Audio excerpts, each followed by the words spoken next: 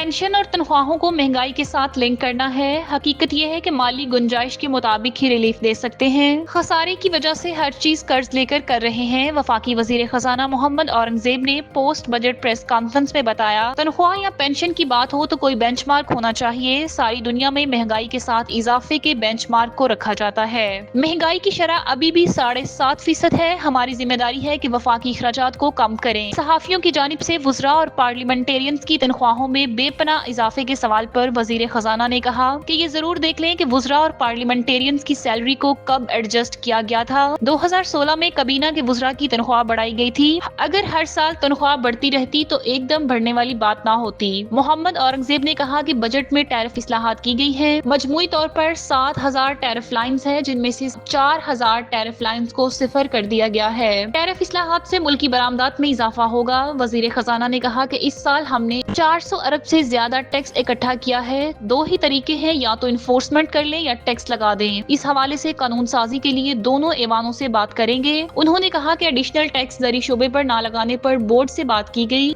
छोटे किसानों के लिए कर्ज दिए जाएंगे।